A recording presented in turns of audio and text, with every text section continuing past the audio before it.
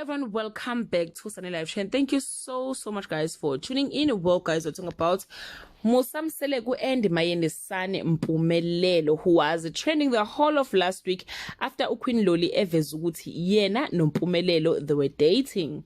It was Mpumelelo'S birthday guys yesterday, turning 23, and today Mpumelelo posted another lady which looks like intombi yakhe nayo, and he said happy birthday mama, wafaka ke ama love mojo, wafaka newayini, wathi ke ube nosuku oluhle. And abantu ke baqala ba comment bembuza ukuthi lo sisi lo ungunamba bani ampostile, ngoba ke guys siyawazi la ama girlfriend akha2 awaposta lapha yana ngesikhathi noma ngawaposta kodwa awaveza kwisizini edlule yothando nesithembu, where he introduced ekhaya kubo uNompumelelo Mnguni noVuyokazi Ngciweni ongubaby mama wakhe umfana.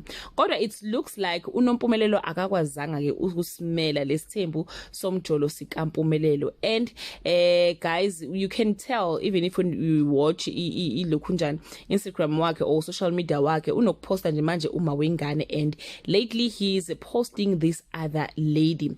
And guys, umayeni ke waba wona lamantombazane lawathi yey nina phumani emjolweni noMpumelelo ngoba uzoni hate. Naye ke guys, wekhuluma from experience, ayigilwa Mseleku ngesikhathi bethandana. Phela umayeni we number 1, but ngenxa ukuthi ke Mseleku wayifuna isithembu, wagcina ke umayeni ngoba yena wethi akasifuna isithembu ese number 2. So wawayela ke lamantombazana ayi2 watshela ukuthi hayi bo phumani emjolweni noMpumelelo ngoba uzonzwisa ubuhlungu.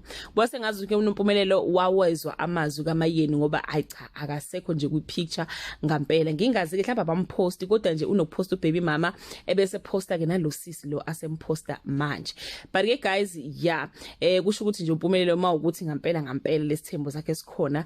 He is dating uQueen Loly ngoba kashonga ukuthi abasathandani, usenomunye futhi ugirlfriend yena lesikhuluma ngaye ke bese kuba ke ubaby mama. Abanye bathi ke uMpumelelo needs guidance ngoba ubaba wakhe ngazuthi umfaka ngekhanda kulento yakhe yesithembu. Even if uMpumelelo angafika nama girlfriend awu50, uMseleku won't have a problem ngoba nje uphusha indaba ukuthi kufanele ukuthi umndeni wande. Yena uhlulekile ngendlela ahluleke ngayo ngoba ethe ufuna izingane eziwu20, kube sengazi ukuthi umuntu ozomnika izingane eziwu20 uzomnika abazukulu abawu20 uma ngabe eqhubeka ngalendlela enza ngayo.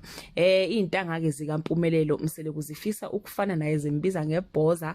Angazi ukuthi ke what is your take on this matter? Uthi akaqhubeka umfana abe yisoka lamanyala, or uthi he must change indlela zakhe and live like his age? Do leave a comment below and share your opinion. Bye.